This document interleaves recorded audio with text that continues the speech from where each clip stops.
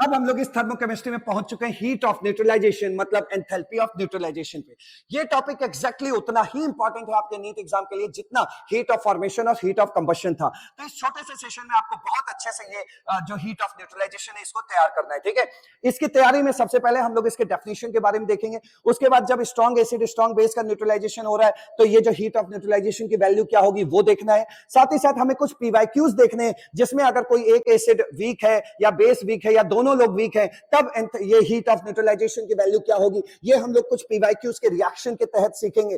फिर उसके बाद हम लोग बात करने वाले हैं इक्विवेलेंट की, जो कि सबसे जरूरी कॉन्सेप्ट होने वाला है इस हीट ऑफ न्यूट्रलाइजेशन का, क्योंकि ये इक्विवेलेंट हम लोग मोल कॉन्सेप्ट में पढ़ चुके हैं और हो सकता है कि भूल भी गए हो। तो ये इक्विवेलेंट के बारे में सीखेंगे ताकि इस हीट ऑफ न्यूट्रलाइजेशन के न्यूमेरिकल बहुत आसान हो जाए। तो फटाफट इस छोटे से सेशन में आपको बहुत अच्छे से तैयारी करवाई जा रही है तो ताकि आप इस नीट एग्जाम में अगर क्वेश्चन आए तो वो गलत ना हो। तो यहां पे देखिए जो हम लोग स्टार्ट कर रहे हैं वो है हीट ऑफ न्यूट्रलाइजेशन।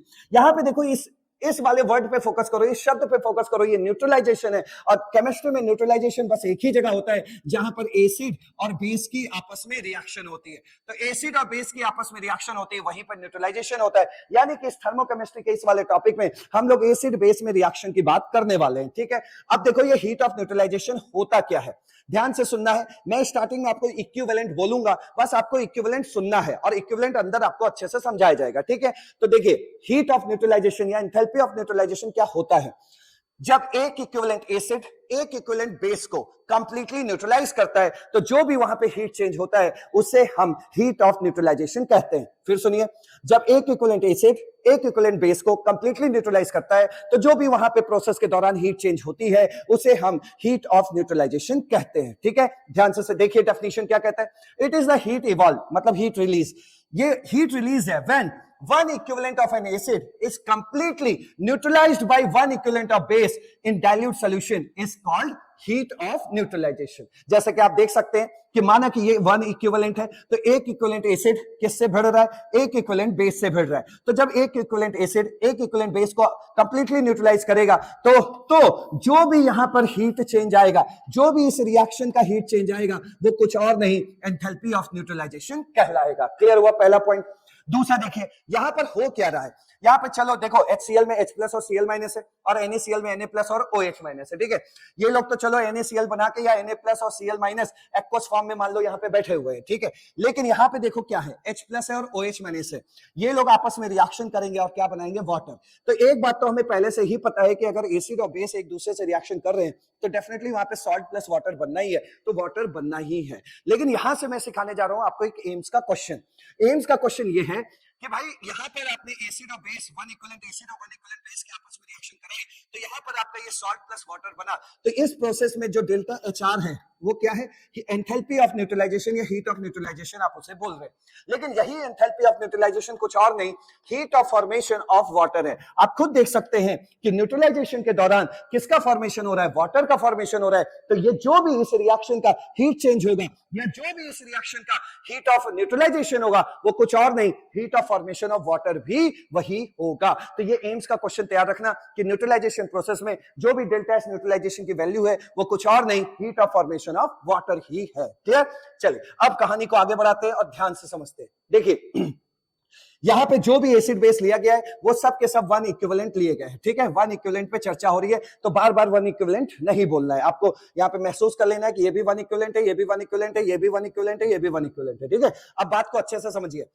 देखो जब कभी भी वन इक्विवेलेंट स्ट्रॉन्ग एसिड होगा और वन इक्विवेलेंट स्ट्रॉन्ग बेस होगा, स्ट्रॉन्ग एसिड स्ट्रॉन्ग बेस, तो एंथैल्पी ऑफ न्यूट्रलाइजेशन या हीट ऑफ न्यूट्रलाइजेशन की वैल्यू कांस्टेंट होती है, फिक्स होती है और वो होती है -57.1 किलो जूल पर मोल। ध्यान से समझो, स्ट्रॉन्ग जब एक इक्विवेलेंट स्ट्रॉन्ग एसिड एक इक्विवेलेंट स्ट्रॉन्ग बेस को न्यूट्रलाइज करता है तो वहां पर 57.1 किलो जूल की हीट रिलीज होती है। यानी कि ये -57.1 उस रिएक्शन का क्या कहलाएगा, एंथैल्पी ऑफ न्यूट्रलाइजेशन। इस माइनस का मतलब होता है रिलीज होना, मतलब 57.1 किलो जूल की हीट रिलीज होती है जब कभी भी वन इक्विवेलेंट स्ट्रॉन्ग एसिड और वन इक्विवेलेंट स्ट्रॉन्ग बेस एक दूसरे को न्यूट्रलाइज करते हैं। ठीक है भाई। अब ध्यान से समझिए, इतनी हीट रिलीज हो रही है। दिवाली में हम लोग अनार बम जलाते थे, ठीक है, अनार बम में आग लगा दो तो खूब रोशनी रोशनी हो जाती थी ना, तो वैसे ही अनार बम जैसा सोचो कि भाई ऐसा होता है तो इतनी चिंगारी निकलती है, ठीक है भाई, इतनी चिंगारी निकल रही है। अब ध्यान से सुनिए, भले ही आपने वन इक्विवेलेंट लिया, लेकिन अगर एक भी वीक हो गया तो इतनी चिंगारी नहीं निकलेगी, इससे कम चिंगारी निकलेगी, ये दिमाग में बैठा लो। अगर एसिड और बेस में से कोई भी एक वीक हो गया या एसिड और बेस दोनों ही वीक हो गए तो इतनी चिंगारी नहीं निकलेगी, इससे कम चिंगारी निकलेगी, ठीक है भैया। पहले बात समझो, कहां गई बाकी की चिंगारी वो अभी आपको बताया जाएगा। ध्यान से सुनिए, यहां पे देखिए ये स्ट्रॉन्ग एसिड है और ये वीक बेस है, ठीक। तो इन्होंने भाई रिएक्शन किया, वन इक्विवेलेंट लिया, तो इसमें जो डेल्टा एच न्यूट्रलाइजेशन देखा गया वो था -55.6, यानी कि यहां पर सिर्फ और सिर्फ 55 रुपए यानी कि 55.6 की ही एनर्जी रिलीज हुई। तो बाकी की एनर्जी क्यों नहीं निकली उस अनार बम के अंदर से? बाकी की जो एनर्जी जो नहीं निकल पाई उस अनार बम के अंदर से चिंगारी बनके, वो एनर्जी यहां वीक चीज को तोड़ने में यूज कर ली गई। मतलब ये वीक है तो टूटेगा नहीं, और जब टूटेगा नहीं तो तुम क्या खा किससे रिएक्शन करोगे? तो यानी कि सुनिए, यहां पर 57.1 किलो जूल की एनर्जी वाली चिंगारी निकल रही थी, लेकिन यहां पे कम चिंगारी निकल रही है। तो जो नहीं निकल पाई चिंगारी, वो चिंगारी क्या कर रही है? वो चिंगारी इसको तोड़ रही है, बात समझे?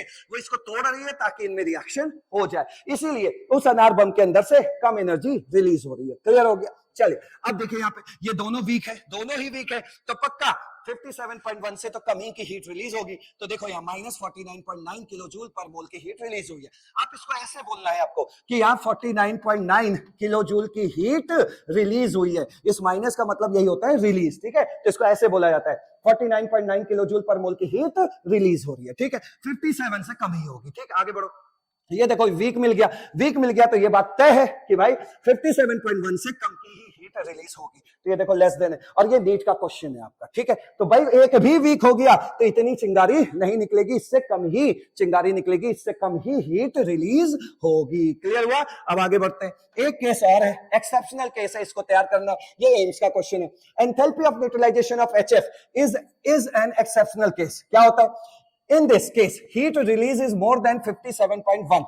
कहने का मतलब ये कह रहे थे कि HF एक वीक एसिड है, और अगर ये वीक एसिड है तो ये जब वीक एसिड किसी बेस से रिएक्शन करेगा तो जो हीट रिलीज होनी चाहिए थी वो 57.1 से कम की हीट रिलीज होनी चाहिए थी, लेकिन यहाँ 57.1 से ज्यादा की हीट रिलीज हो रही है, ज्यादा की हीट रिलीज हो रही है। यहाँ पे 57 रुपए की हीट रिलीज हो रही थी, यहाँ 68 रुपए की हीट रिलीज हो रही है। देख रहे हो? तो ये ज्यादा क्यों हो रहा है? ये हो रहा है F माइनस, जो कि एक बहुत छोटा सा आयन है, और इस छोटे से आयन की हाइड्रेशन एनर्जी बहुत ज्यादा होती है, तो इस हाइड्रेशन एनर्जी की वजह से यहां पर 57.1 से ज्यादा की हीट रिलीज होती है। क्लियर? तो यहां देखिए, enthalpy of neutralisation of HF is an exceptional case. In this case, heat release is more than 57.1 kilojoule per mole due to high hydration of small f minus ion. तो भाई ध्यान रखना, AIIMS में तो ये assertion रीजन बन के आया था, इस बार भी टपक जाए तो इस लाइन को बस बैठा के माइंड में जाना ताकि टिक लग जाए,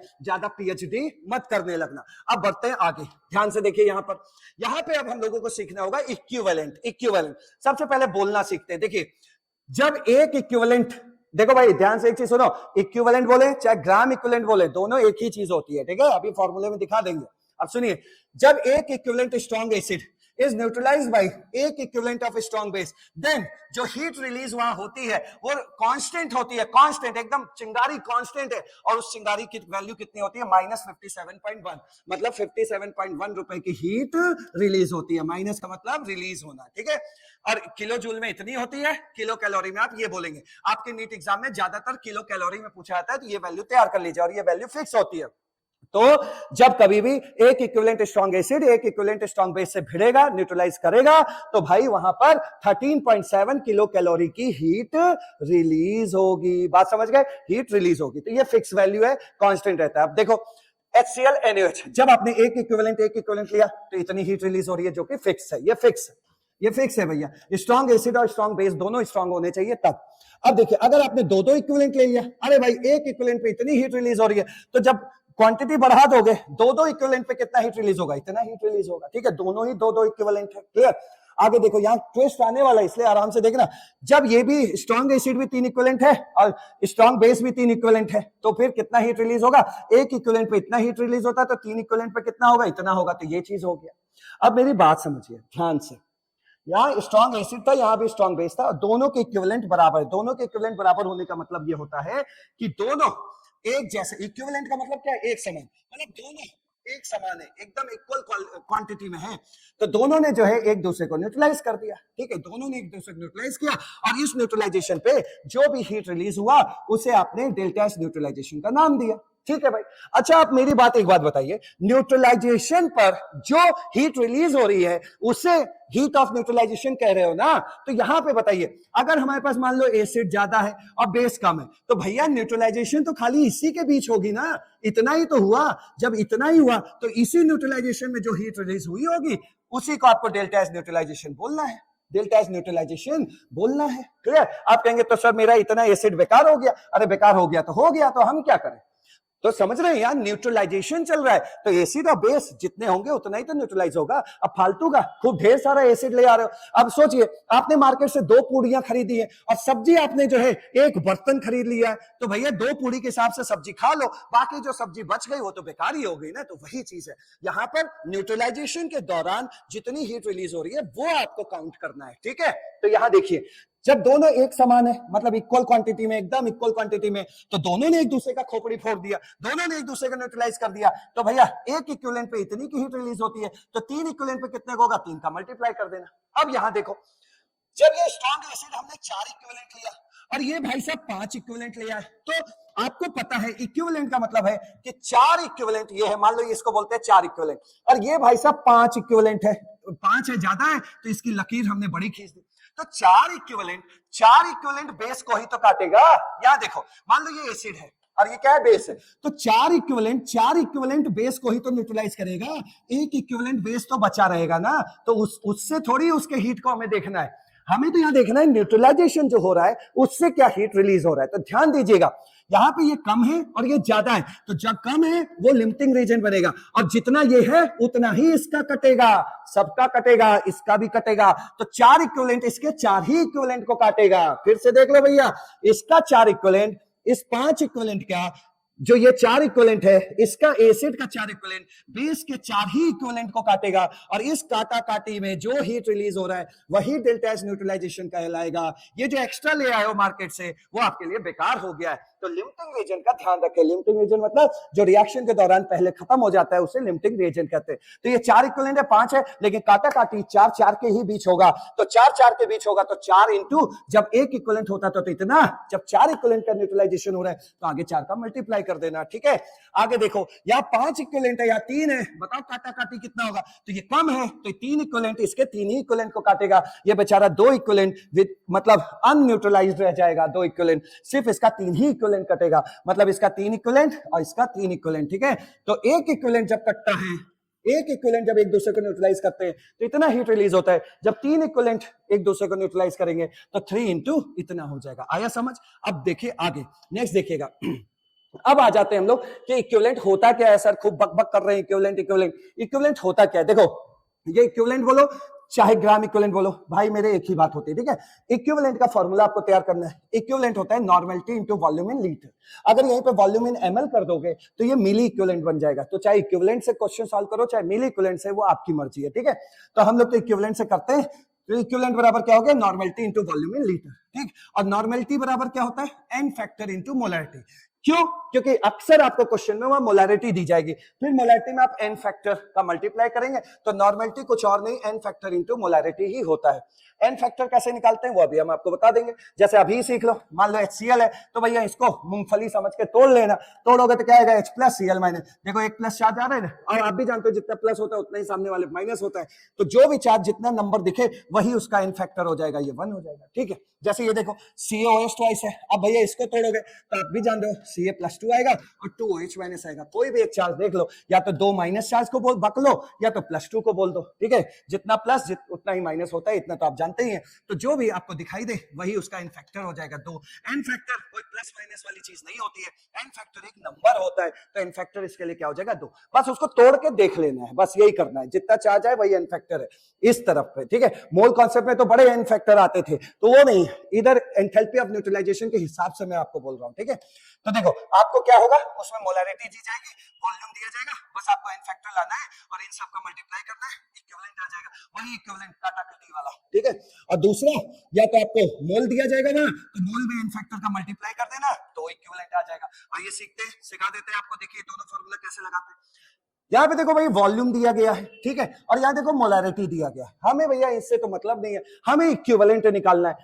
तो जब मोलैरिटी दी जाए और वॉल्यूम दिया जाए तो बस एन फैक्टर का मल्टीप्लाई आपको करना है, ठीक है। और हम लोग क्या निकाल रहे हैं, इक्विवेलेंट निकाल रहे हैं, तो volume should be in litre, ठीक है। बहुत आसान है, डरना नहीं, आराम से देखो, इधर देखो, यहाँ मोलैरिटी दिया, वॉल्यूम दिया है, ठीक है। इक्विवेलेंट बराबर क्या होता है, normality into volume in litre. Normality बराबर क्या होता है, एन फैक्टर इंटू मोलैरिटी, और ये बगल में बैठा हुआ वी लीटर, ठीक है। बस यही करना है आपको।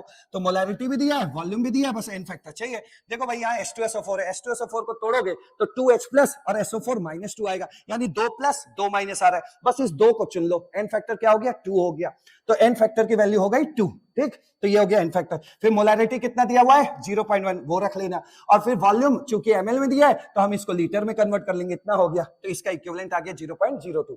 इसी तरह उधर जाओ, यहाँ देखो NaOH है, ये NaOH KOH जो 1 प्लस 1 माइनस में टूटते हैं, वो जो उसका मोल होता है वही उसका इक्विवेलेंट होता है, क्योंकि एन फैक्टर 1 होगा। अब देख लो, NaOH को तोड़ लेना भैया, क्या बनाएगा, Na प्लस OH माइनस, एक प्लस आ रहा है एक माइनस आ रहा है, कह देना एन फैक्टर क्या आएगा, 1 आएगा, ठीक है। तो एन फैक्टर 1 हो गया, इनटू इसकी मोलैरिटी उठा के रख लो 0.1, इनटू इस ml को लीटर में कन्वर्ट करके वॉल्यूम आ जाएगा। तो इस तरह आपका फिर से ये वाला फॉर्मूला लग गया, इक्विवेलेंट आ गया 0.01। देखो ये 0.02 है और ये 0.01 है, इसको ऐसा महसूस करो, ये ज्यादा है ये कम है, ये ज्यादा है और ये कम है।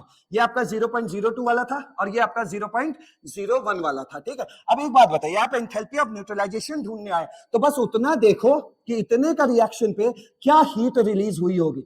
ये heat release delta S neutralisation है, ये बच गया तो बच जाने दो, इससे हमें कोई मतलब नहीं है। तो भाई एक बात बताइए, जो कम रहे वही उतना ही इसको काटेगा। तो 0.01 ये जो लिमिटिंग रीजन बन रहा है 0.01, इसके 0.01 को ही काटेगा, यानी कि 0.01 के बीच में ही न्यूट्रलाइजेशन हो रहा है। तो आप जानते हैं कि ये स्ट्रॉन्ग एसिड है और ये स्ट्रॉन्ग बेस है।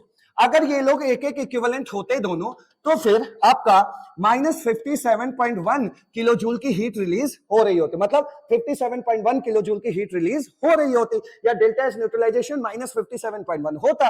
लेकिन यहां आपको आज क्या है, 0.01 ही है, ठीक है, एक इक्विवेलेंट नहीं है। तो एक इक्विवेलेंट पे उतना, तो 0.01 पे कितना होगा डेल्टा एस न्यूट्रलाइजेशन, 0.01 इंटू -57.1, तो ये आ गया डेल्टा एस न्यूट्रलाइजेशन। बट आपसे क्वेश्चन क्या पूछा है, क्वेश्चन पूछ रहा है amount of heat release. Release का मतलब माइनस साइन, वो खुद बोल रहा है अपने मुंह से माइनस, तो आप माइनस छोड़ के लिख दो कितने की हीट रिलीज हुई। भाई ये माइनस का मतलब क्या होता है, हीट रिलीज। तो आपसे कोई खुद ही पूछ रहा है कितना हीट रिलीज हुआ, तो उसको 0.571 किलो जूल बोलना है, ठीक है, माइनस नहीं लगाना है। फिर से समझ लीजिए, delta H neutralisation, delta H neutralisation तो आपका होता ही है माइनस में -0.57, लेकिन उसने खुद पूछा हीट रिलीज, तो कितना हीट रिलीज हुआ। तो ये जो माइनस साइन है ना, इसने यहां खुद ही बोल लिया रिलीज के साथ, माइनस यही बोला जा चुका है, तो उस पर क्या बोलोगे कि भाई 0.571 किलो जूल की हीट रिलीज हो रही है, सिंपल, ठीक है। चल एक और देखो, यहां पे देखो, यहां देखो HNO3 है, स्ट्रॉन्ग एसिड है, और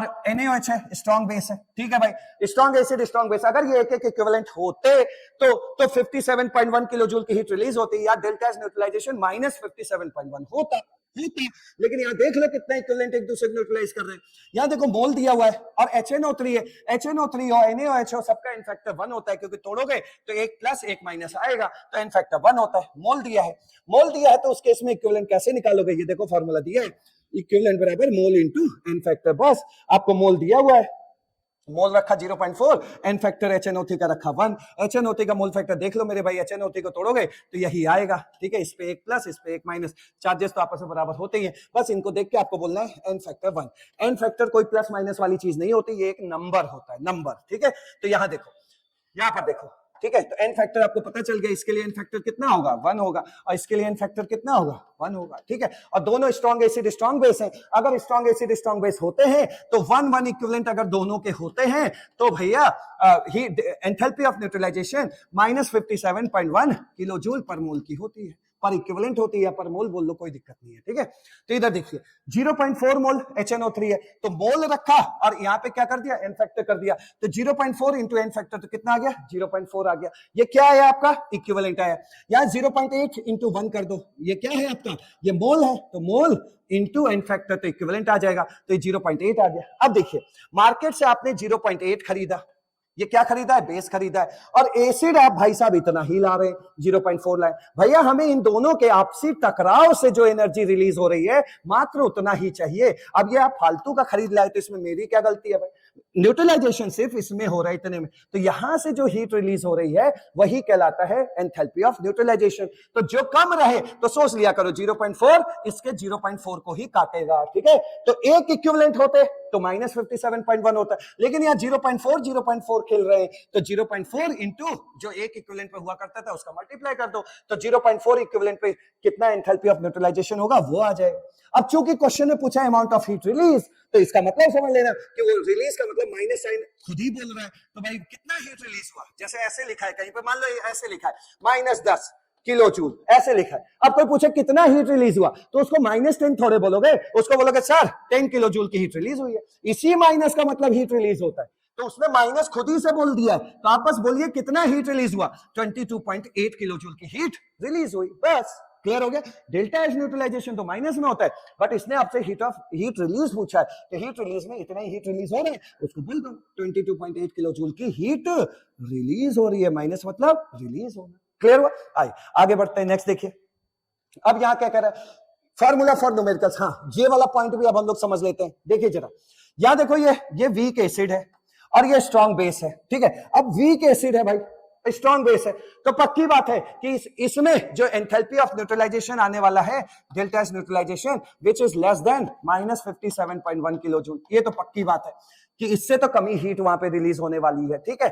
तो कह रहे हैं कि इस रिएक्शन के लिए ये डेल्टा एच न्यूट्रलाइजेशन दिया -55.6, सही बात था, -57.1 से कम होना था, -50.6 दिया, 55.6 दिया, क्योंकि एक आपका वीक है, ठीक है।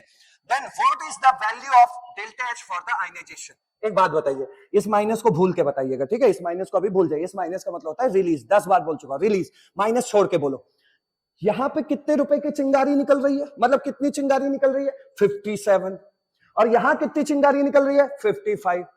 मतलब अगर स्ट्रॉन्ग एसिड होता तो 57 की चिंगारी निकल रही होती, चूंकि यहां एक वीक है तो 55 की चिंगारी निकल रही है, तो ये दो 57 और 55 में कितने का अंतर है, 2 का, तो ये 2 की चिंगारी कहां गई, वो क्यों नहीं निकली अनार बम में से बाहर, कहां गई वो, तो वो जो 2 की चिंगारी है, वो 2 की चिंगारी इसको तोड़ने के काम में लग गई है, क्लियर। तो यही पूछ रहा है कि ये तोड़ने के काम को अंग्रेजी में क्या बोलते हो, आयनाइजेशन में, इसका आयनाइजेशन करना जरूरी था क्योंकि ये वीक है, और अगर ये वीक है तो पहले ये टूटेगा ही नहीं, फिर इसको तोड़ो, पहले एनर्जी देके इसको तोड़ो, टूटेगा तब वो स्ट्रॉन्ग इससे रिएक्शन करेगा, तब रिएक्शन हो पाएगी। तो इसीलिए भैया वहां से निकलनी तो 57 रुपए की 57 रुपए की चिंगारी थी, लेकिन बेचारा निकला 55 रुपए का एनर्जी, 55 रुपए की चिंगारी निकली, तो 2 रुपए की चिंगारी कहां गई, वो अंदर इस एसिटिक एसिड को तोड़ रही थी, क्लियर। तो आयनाइजेशन में खर्चा हो गया, ये है। तो देखिए भाई, तो यहां पे इस रिएक्शन का आपको डेल्टा एच न्यूट्रलाइजेशन दिया है, then what is the value of delta H for the ionisation of CH3COOH। तो बस आप जानते हो यार, अगर दोनों स्ट्रांग होते तो कितना होता है, 57.1 होता है, ठीक है। अब यहाँ पे आपको इतना दिया है, इसमें से इतना माइनस कर दो तो पता लग जाएगा कि कितनी हीट अंदर ही रह गई जो निकल नहीं पाई। तो उसको कैसे निकालते हैं, पहली बात तो फॉर्मूला सीखने की जरूरत ही नहीं है, यहाँ पे सिंपल ही ऐसे बोल लो कि भाई देखो ऐसे बोला जाता है, जब दोनों स्ट्रांग होते तो इतने की हीट रिलीज होती, इतने की हीट रिलीज होती, रिलीज हमने खुद बोल दिया इसलिए माइनस नहीं लगाया। अब चूंकि एक वीक है तो इतने की हीट रिलीज हो रही है 55.6 की, यहां भी माइनस मत बोलो, रिलीज बोल दो, रिलीज 55.6 की हो रही, तो कितना कम रिलीज हुई ये ऐसे निकाल लो, इसको जब इसमें से इसको घटाओगे तो कितना आ जाएगा, 1.5 आ जाएगा। तो ये एनर्जी उस अनार बम के अंदर से नहीं निकल पाई, ये चिंगारी नहीं निकल पाई। और ये इसने क्या क्या कर रही थी ये वहां पे, ये इस CH3COOH को तोड़ने के काम आया। तो this is what delta H ionisation. तो कभी भी आपसे डेल्टा H आयनाइजेशन पूछे तो डेल्टा H आयनाइजेशन कैसे निकालोगे, डेल्टा H न्यूट्रलाइजेशन प्लस 57.1, उस रिएक्शन का जो डेल्टा H न्यूट्रलाइजेशन दे माइनस 55.6 और उसमें ऐड कर देना 57.1, तो आपका आंसर आ जाएगा कि कितना आयनाइजेशन एनर्जी में अंदर ही दब के रह गई। क्लियर हो गया? तो इस तरीके से क्वेश्चन को सॉल्व करना है। कॉमन सेंस से सॉल्व करो। क्या फॉर्मूला यूज करोगे? कॉमन सेंस से। एक बार फिर कॉमन सेंस समझा दे रहा हूं, भले ही टाइम लग रहा है लेकिन समझ लो। अगर ये दोनों स्ट्रांग होते तो 57 रुपीज की एनर्जी रिलीज होती। चूंकि इसमें से एक वीक है तो इस माइनस को छुपा के बोलो 55.6 रुपए की एनर्जी रिलीज हो रही। तो हम इससे पूछ रहे हैं कि 57.1 की रिलीज होनी चाहिए थी, 55.6 की ही एनर्जी क्यों रिलीज हो रही है? तो इसने कहा कि भैया ये जो कमी आ रही है ना हीट में, एनर्जी रिलीज में, वो एनर्जी रिलीज घर में ही खर्चा हो गया इनको तोड़ने में आयनाइज करने में, क्योंकि जब तक टूटेंगे नहीं तब तक इनकी इससे रिएक्शन होगी नहीं। तो सिंपल सा आगे आपका, ठीक है, आगे बढ़िए। नेक्स्ट देखिएगा, कह रहा है, अब क्वेश्चन पे आगे, एम्स 2012 का क्वेश्चन है, heat of neutralisation of an acid by a base is maximum when both the acid and base are weak, both the acid and base are strong. Maximum तो इतनी वैल्यू थी ना यार 57.1, इतनी तो थी ना मैक्सिमम, और ये तब आई थी जब हमारे हाथ में स्ट्रॉन्ग एसिड और स्ट्रॉन्ग बेस था। ठीक है, वो एक्सेप्शनल केस HF वाला हटा दो जिंदगी से, नॉर्मल केस देखो, स्ट्रॉन्ग एसिड स्ट्रॉन्ग बेस होगा, दोनों जब एसिड और बेस दोनों स्ट्रॉन्ग होंगे तो सबसे ज्यादा हीट रिलीज होगा। हीट ऑफ न्यूट्रलाइजेशन की वैल्यू सबसे ज्यादा तब होती है जब एसिड और बेस दोनों क्या हो, स्ट्रॉन्ग हो, दोनों क्या हो, स्ट्रॉन्ग हो। तो आंसर क्या होगा? B option. नेक्स्ट देखो अगला क्वेश्चन, नेक्स्ट क्वेश्चन क्या कह रहा है, the absolute enthalpy of neutralisation of the reaction. ये देखो भैया, MgO है, मैग्नीशियम का ऑक्साइड है। देखिए भैया, फर्स्ट ग्रुप जो LiNaKRbCS वाला था, S ब्लॉक था, उसमें NaKRb और CS ये चार, और जो सेकंड ग्रुप होता है BMG वाला, फिर से लिख दे रहा हूं, फर्स्ट ग्रुप में ये चार लोग कौन कौन, NaKRb और CS, और सेकंड ग्रुप से ये दो लोग सिर्फ कौन, BASR।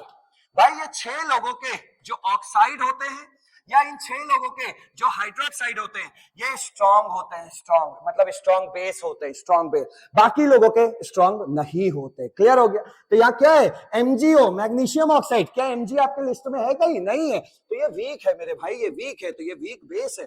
बगल में बैठा है स्ट्रॉन्ग एसिड, एक भी वीक हो जाएगा तो हीट रिलीज क्या होगा, 57.1 से कम का हीट रिलीज होगा। ठीक है, तो ऑप्शन ढूंढो, लेस देन 57.33। सही है भाई, कोई रखना जरूरी नहीं, जैसा ऑप्शन दिया वैसे ही बात कर लेते। हाँ भाई, माइनस 57.33 से कम ही का हीट रिलीज होगा क्योंकि ये क्या है, वीक है। क्लियर हुआ? तो ये आपके AIPMT 2005 का क्वेश्चन है। नेक्स्ट क्वेश्चन देखिए, अब देखो ये एम्स 2002 का पूछा हुआ क्वेश्चन है, और आप खुद बताइए अब ये कितना आसान क्वेश्चन हो गया, बहुत आसान हो गया। देखो भाई यहाँ पे एक बात देखो, कह रहा था heat of neutralisation of strong acid and strong base, alkali का मतलब क्या होता है, base, strong acid and strong base is 57.1। देखिए अगर आपको थोड़ा भी कंफ्यूजन होता है तो आप कोई बात नहीं, इसमें हीट ऑफ न्यूट्रलाइजेशन लिखा है, और हीट ऑफ न्यूट्रलाइजेशन क्या होता है, नेगेटिव में होता है। अगर आपको थोड़ा भी कंफ्यूजन है तो आप माइनस यहाँ बढ़ा ले, कोई दिक्कत नहीं, अभी हम समझा देंगे आपको। तो माइनस 57 हीट ऑफ न्यूट्रलाइजेशन है। कुल मिलाकर अगर हम इसे कहना चाहें कि स्ट्रॉन्ग एसिड और स्ट्रॉन्ग बेस जब आपस, एक इक्विवेलेंट स्ट्रॉन्ग एसिड और एक इक्विवेलेंट स्ट्रॉन्ग बेस आपस में जब न्यूट्रलाइज करते हैं तो माइनस 57 किलोजूल पर मोल का हीट ऑफ न्यूट्रलाइजेशन होता है, या आप इसको ऐसे भी कह सकते हैं कि 57 किलोजूल पर मोल की हीट रिलीज होती है, ऐसे भी बोल सकते हैं। लेकिन आप कहेंगे कि सर यहाँ डेल्टा एच न्यूट्रलाइजेशन दिया है, मतलब हीट ऑफ न्यूट्रलाइजेशन दिया है, तो आप इसको माइनस ही बोलिए। तो बोल दिया मैंने माइनस, ठीक है माइनस है, बाद में जब हीट रिलीज निकालेंगे तो माइनस का प्लस कर देंगे, सिंपल। तो देखो चलो, एंथैल्पी ऑफ न्यूट्रलाइजेशन तुम क्या दिया, हमें तो याद ही है, एक इक्विवेलेंट स्ट्रॉन्ग एसिड एक इक्विवेलेंट स्ट्रॉन्ग बेस से जब भी एक दूसरे को न्यूट्रलाइज करते हैं तो भैया ये हीट ऑफ न्यूट्रलाइजेशन इतना होता है, इतना तो मालूम है हमें। The heat release when 0.4 mole of HNO3, ये देखो HNO3 दिया है, स्ट्रॉन्ग एसिड, दूसरा किससे करवा रहे हैं भैया, KOH से, स्ट्रॉन्ग बेस, दोनों स्ट्रॉन्ग एसिड स्ट्रॉन्ग बेस है, तो इक्विवेलेंट निकाल लीजिए। ठीक है, जो HNO3 है इसका क्या है, एन फैक्टर क्या है, 1 है, तोड़ोगे H plus NO3 minus N factor क्या आ गया, 1 होगा।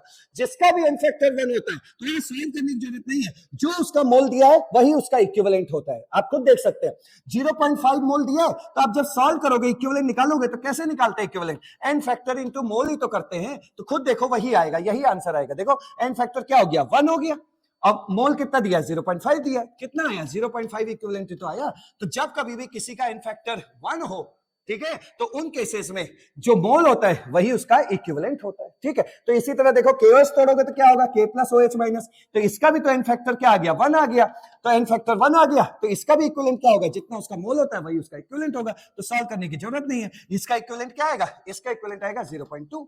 अब देख लो दोनों में कम कौन है, 0.2, ये लिमिटिंग रीजन है, समझ लेना भैया। ये देख लो फिर से लास्ट क्वेश्चन है, तो एक बार फिर आपको दिखा दे रहे हैं, जरा ध्यान से आप देख लीजिए। ये 0.5 इक्विवेलेंट है, मतलब ये ज्यादा है। कौन है ये ज्यादा, एसिड है, ठीक। और वो कम है, कौन है, बेस। बेस मात्र बेचारा इतना ही है, ये कितना है, ये बेस है।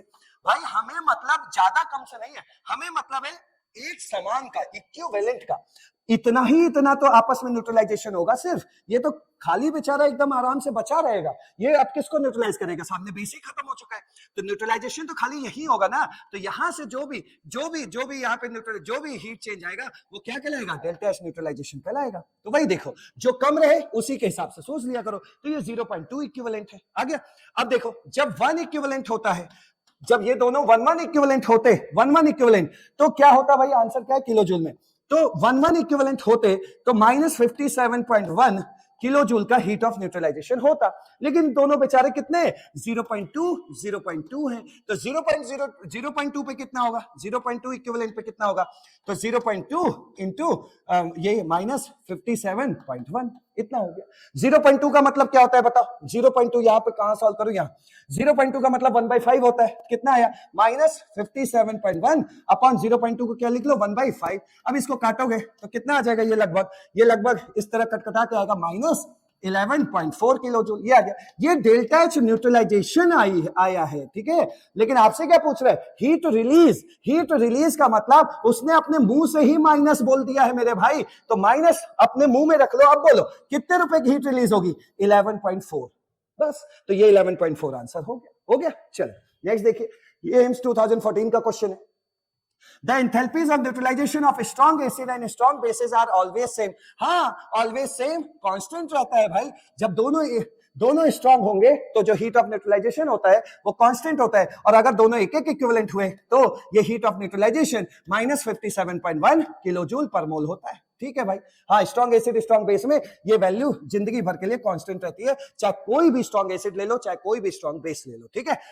दूसरी बात देखो, रीजन दे रहा है, neutralisation is the heat of formation of water, neutralisation of is the heat of formation of water. एक बात समझिए यहां से, जैसे HCl है प्लस NaOH है, ठीक है। अब इनकी रिएक्शन आप कराते हैं तो ये Na प्लस और Cl माइनस है, ये NaCl है, ठीक है। क्या ये NaCl है। मेन रिएक्शन किसके बीच होती है, वाटर के बीच होती है। ये रिएक्शन हो रही है यहाँ मेन, वो लोग इस तरह के ही फॉर्म में बैठे होते हैं तो इसको थोड़े बोलेंगे ये रिएक्शन हो रहा है। मेन रिएक्शन H प्लस और OH माइनस के बीच होती है। तो H प्लस और OH माइनस के बीच जब मेन रिएक्शन हो रही है तो बन क्या रहा है, वाटर। तो एक तरीके से जो एंथैल्पी ऑफ न्यूट्रलाइजेशन होता है वो एंथैल्पी ऑफ फॉर्मेशन को ही बताता है। कहने का मतलब H प्लस और OH माइनस में जो आपस में रिएक्शन होगी तो जो भी हीट रिलीज होती है वही एंथैल्पी ऑफ न्यूट्रलाइजेशन होता है। और H प्लस और OH माइनस रिएक्शन करके बना रहे वाटर, तो ये जो एंथैल्पी ऑफ न्यूट्रलाइजेशन है वो कुछ और नहीं, एंथैल्पी ऑफ फॉर्मेशन होगी। प्राइमरी रिएक्शन, मेन रिएक्शन इनके बीच हो रहा है, ये नहीं हो रहा है, ये तो ऐसे ही आयन बन के वहां बैठे रहेंगे, आयनिक कंपाउंड बन के, समझे। तो मेन रिएक्शन इनके बीच हो रहा है तो ये कुछ और नहीं, एंथैल्पी ऑफ फॉर्मेशन है। मेन रिएक्शन इसके बीच हो रहा है तो इसका मतलब ये एंथैल्पी ऑफ न्यूट्रलाइजेशन है। तो ये जो भी एंथैल्पी ऑफ न्यूट्रलाइजेशन है वो कुछ और नहीं, एंथैल्पी ऑफ फॉर्मेशन ही है। क्लियर हुआ। तो इसमें क्या आंसर दोगे, ये कांस्टेंट होता है, कांस्टेंट क्यों ना हो, क्यों, क्योंकि हमें H प्लस और OH माइनस से ही मतलब होता है, आगे का चेहरा कुछ भी हो उससे हमें मतलब नहीं है। मतलब किससे, H प्लस और OH माइनस से, मतलब वाटर बनने से। मेन हीट में जो चेंज हो रहा है ये इनकी रिएक्शन से हो रहा है, तो यही इसका रीजन भी है। Neutralisation is the heat of formation of water. तो वाटर में तो हमेशा आपको H प्लस और OH माइनस ही तो दिखेगा, तो हमेशा इसका जो हीट ऑफ फॉर्मेशन आएगा वो क्या आने वाला है, कांस्टेंट ही आने वाला है, ठीक है।